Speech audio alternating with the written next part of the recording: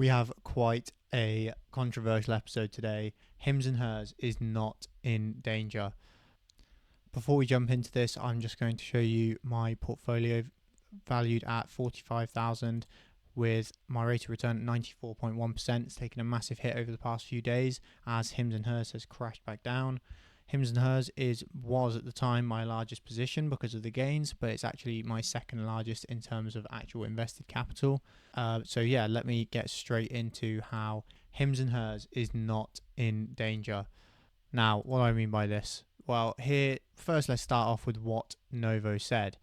So I'm not going to read the whole thing, but over 1 month into the collaboration with HIMS and hers Health, they have failed to adhere to the law which prohibits mass sales of compounded drugs under the false guise of personalization and are disseminating deceptive marketing that puts patient safety at risk. Novo Nordisk is firm on our position in protecting patients living with obesity. Patients are entitled to receive authentic FDA-approved and regulated Wegovy, and they're saying that when companies engage in illegal sham compounding that jeopardizes the health of Americans, we will continue to take action. Novo Nordisk is deeply concerned and is continuing to take proactive measures to keep US patients from safe knockoff drugs made with foreign illicit active pharmaceutical ingredients. Based on Novo Nordisk's investigation, the semaglutide active pharmaceutical ingredients that are in knockoff drugs sold by telehealth entities and compounding pharmacies are manufactured by foreign suppliers in China. US patients should not be exposed to knockoff drugs made with unsafe and illicit foreign ingredients. Now, something many people have missed from this is Novo did not accuse HIMS of using illegal APIs. They very well worded this so that it looks as if HIMS is using illegal APIs. Novo did not claim HIMS is endangering patients. Same thing. And Novo made broad claims about some compounders using illicit Chinese ingredients. So by putting HIMS in the headline, Novo has blurred the line. And I think if they had complete proof on this, why would they not just go straight to saying HIMS is using illegal APIs, HIMS is endangering patients, and HIMS is using Chinese ingredients that are illicit. So has HIMS actually broken the law? Well, for that, I will show you two things. Here we have a report that goes through the law. Just a warning, guys, this bit does get a little bit wordy, and I'm not a lawyer, but the points here ring valid to me. The basis for personalized compounding of GLP-1 drugs can be found in the Food, Drug and Cosmetic Act, specifically in US Code 353A, which covers basic legal requirements of 503A compounding facilities. HIMS has two 503A compounding facilities, one in Arizona and one in Ohio. Language authorizing personalized compounding in these facilities can be found in the following parts of the law. US Code 35A, Section A. This section of the law authorizes drug products compounded for an identified individual patient based on the receipt of a valid prescription order or a notation approved by the prescribing practitioner on the prescription order that a compounded product is necessary for the identified patient. And Section 305A, Part B. This section of the law exempts personalized compounded drugs from limitations on compounding regularly or in inordinate amounts for drug products that are essentially copies of a commercial available drug product. It does so by excluding a drug product in which there is a change made for an identified individual patient which produces for that patient a significant difference as determined by the prescribing practitioner between the compounded drug and the comparable commercially available drug product. So to simplify them for you, the first section concludes that it is legal to prescribe a compounded drug if the practitioner deems necessary, which in HIMS' case is exactly what the practitioners do before HIMS ships the drug. The second section concludes that personalized compounded drugs are free from the limitations on compounding if the personalization produces a significant difference for that patient. For example, the personalization might stop nausea in that patient. Now, FDA guidance, which is a different thing, which is not legally binding, is slightly more restrictive in its language, limiting such prescriptions to individual patients whose medical needs cannot be met by commercially available drug products. This non-binding guidance goes on to give examples that such compounding should only be used in the seemingly rare cases such as a patient who has an allergy and needs a medication to be made without a certain dye, an elderly patient who cannot swallow a pill and needs medicine in a liquid form that is not otherwise available, or a child who needs a drug in a strength that is lower than that of commercially available product. Non-binding guidance does appear to establish a higher threshold than the underlying law which it is based upon. The underlying law clearly defers to the prescribing practitioner's judgment and only requires that the practitioner believe the compounded drug is necessary and produces a significant difference for the identified patient. The guidance seemed to provide HIMS with a certain degree of safe harbour with respect to GLP-1s and personalised dosing. The guidance specifically excludes drugs that do not use the same, similar or easily substitutable dosage strength from the definition of a commercially available drug. It further defines a similar dosage as one that is within 10% of the dosage strength of the commercially available drug. So Wegovy, Novo Nordisk's brand name for its GLP-1 weight loss semaglutide, is currently manufacturing in 5 doses. You see 0.25, 0.5, 1, 1.7, 2.4 milligrams. So these doses, even with a 10% with a plus or minus 10% dosage window, leave significant gaps that personalized compounding can fill. For now, it appears that this is the primary basis of HIMS GLP-1 personalization strategy. More specifically, it seems to be a combination of documenting the medical needs of the patients, probably through the intake forms, who are experiencing or have experienced nausea, vomiting, or other drug tolerance-related issues associated with the GLP-1s, and providing personalised compounded semaglutide in doses outside of the 10% threshold to address those documented medical needs. So we've established that HIMS has not broken the law. It's not broken the law as it stands. So could HIMS still face repercussions? Obviously, it's very unlikely as they haven't broken the law. But what if Novo tries to sue? This is from the God Particle. Just quickly, guys, I did fact check both posts with Google Gemini, and both posts were correct. Novo is well aware they can't sue HIMS. The Novo will sue is just noise. There is decades of legal precedent allowing the compounding of medications under the 503A exemption under the FDCA. The FDCA federal law provides no legal private right of action for any citizens or company to sue for deemed violations. Many courts have ruled that enforcement of the FDCA is reserved almost entirely to the FDA or the DOJ. Essentially, what this means is that Novo Nordisk cannot directly sue HIMS for FDA violations. Only the FDA has enforcement authority. Now, Novo could potentially sue the FDA for not enforcing their patents and not enforcing rules that they should be, but they can't sue HIMS. Now, could Novo sue HIMS for patent infringement?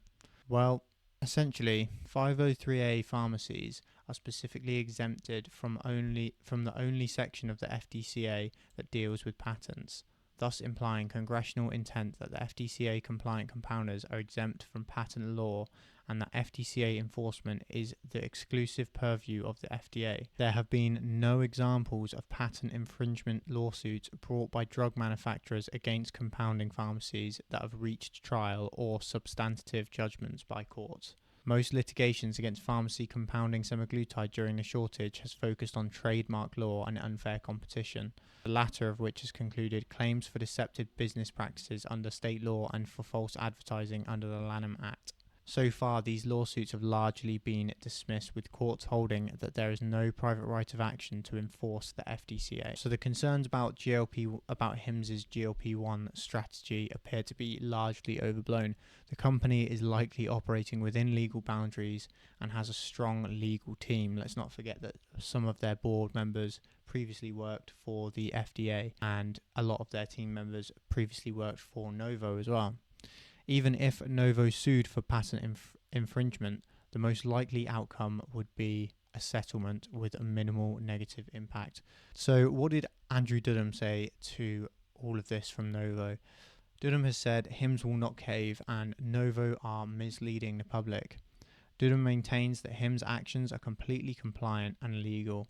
We've aimed, I think, in all aspects to be extremely blue chip in the way we approach clinical safety and the regulatory approach, he said, pointing to a board member, Deb Orter, formerly a commissioner at the FDA, extensive experience in compounding regulations. Also, it's fair to point out that Novo are all over the place at the minute. Their management have just changed, and on Tuesday, they pointed out to Bloomberg, we had an agreement that the mass compounding would stop. Well, that's why we ended the partnership with HIMS, obviously. Then on Wednesday, they said to Yahoo Finance, the agreement did not include any requirement for HIMS and HERS to stop selling compounded semaglutide. So they're all over the place. Spain also has just started an investigation into Novo Nordisk for illegal Wegovy promotion. So let's not act as if these guys are perfect. They've also just started a deal with Weight Watchers, and Weight Watchers went broke last month. So I think they are scrambling. Their stock price has fallen 50% within a few weeks. So moving on, let's not forget that HIMS has other weight loss medication, not just the semaglutide. It has the oral-based solutions, and it has liraglutide, which is a generic GLP-1, which means that the patents have expired on the liraglutide, so they can continue to compound that. So if we have a look down here, this is a summary from Gemini. The patent-protected compounding slice is surprisingly small. So if we actually look at the percentage of the company's total revenue that falls under semaglutide, it was only 9 to 11% during 2024, and for the full year 2025 guidance, it was 15 to 17%. Then you have to remember that liraglutide and the oral-based solutions would not be lost. 0% of that would be lost if the FDA were to crack down on the personalization compounding, because these are not patented drugs. The liraglutide patents have largely expired in the US, and oral drug kits are all off-patent generics. Everything else that HIMS compounds, which is like topical finasteride, minoxidil sprays, tretinoin blends, oral sorts, is made from molecules who have expired patents. Let's remember that. I feel like now would be a good time actually to also explain another thing that would make it difficult for Novo to pursue legal action against HIMS. The prescriptions aren't coming from HIMS itself. They come from dozens of independent physicians who are responsible for evaluating patients and issuing prescriptions. These doctors, acting under their own clinical judgment, are prescribing personalized doses. That makes it extremely difficult to argue that HIMS is directing or controlling prescribing decisions in a way that clearly breaks the law.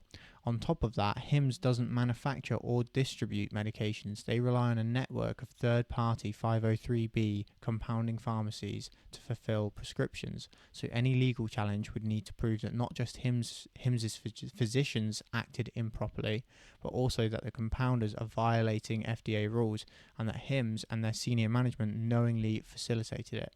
And let's not forget, they are a group of industry-leading experts. With this many independent groups involved, it's hard to pin legal liability on a single entity, especially one like HIMS that operates as a platform and not a manufacturing or pharmacy. To sum that up, HIMS don't directly prescribe medications. The independent physicians do, risking their own licenses. And secondly, HIMS doesn't directly manufacture medications. They rely on third parties. They would have to prove that HIMS knowingly facilitated practitioners to break the law, which we already established. By law, they are all clear. Now back to my point about how only the FDA can enforce the law and Novo cannot sue HIMS directly. In order to change the law within the FDA, only the legislative branch of the US government, Congress, both the House and Senate, can change the federal law within the FDCA. So that is probably going to take a while. And within that time, HIMS will probably continue to compound the semaglutide until they make a change, at which point I feel as if when the change happens, HIMS will just abide to it. It will happen. A change will happen, I think. I don't know how long it's going to take, but a change will happen in the law to prevent this from happening, because I do agree with the bare thesis that why would any pharmacy try to produce a new drug when their new drug is just going to effectively become compounded and personalized, and then there's no point. They lose revenue from that, and there would be no point in putting all the research into this drug. So I do think that eventually the FDCA will get around to changing the law. But what is the worst case for HIMS in that scenario? The worst case for HIMS in that scenario is that they lose their patent protected GLP-1 revenue, which is estimated, well, the patent protected GLP-1 revenue isn't the full 15 to 17% within the guidance. The whole of weight loss, the whole weight loss section is 15 to 17% in the guidance.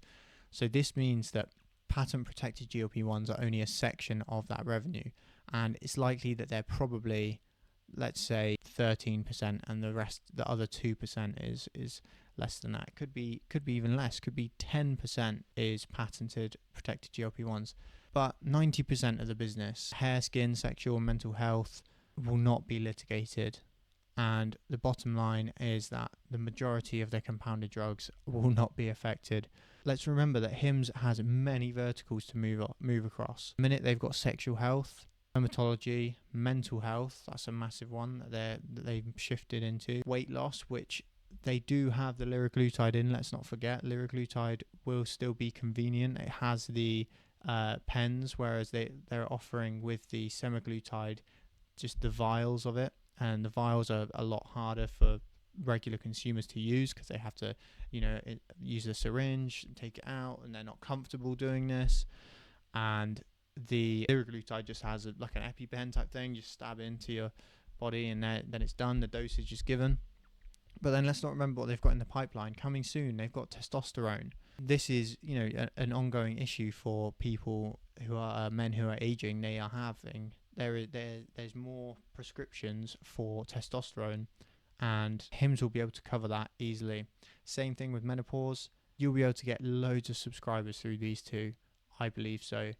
Then you have stuff like longevity, sleep, and preventative medicine in the longer future. Testosterone and menopause are both launching in 2025, so expect those to be launching in the second half of the year. And I do think that it's still up from here with HIMS. Would I buy the dip? I'm not 100% sure. I've got a pretty large position as it is anyway. So on the day, HIMS has bounced 10.4%, which is massive. A massive comeback from where it was yesterday at 41.87. Do I think it's a buy at these levels?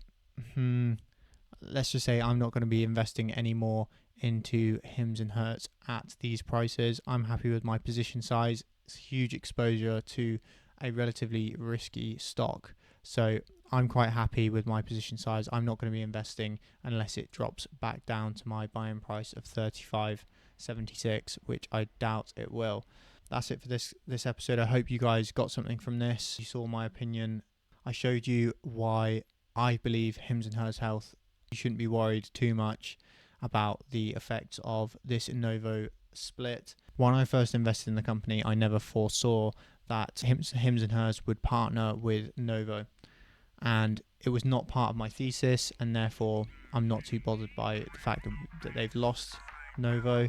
They still sell Wegovy on their platform, and it's not too much of a loss. See you in the next one, guys. I'm hopping out Ferrari. My house is 3 stories. I'm still independent cause y'all couldn't afford me. The meetings were boring. For real, I was snoring. The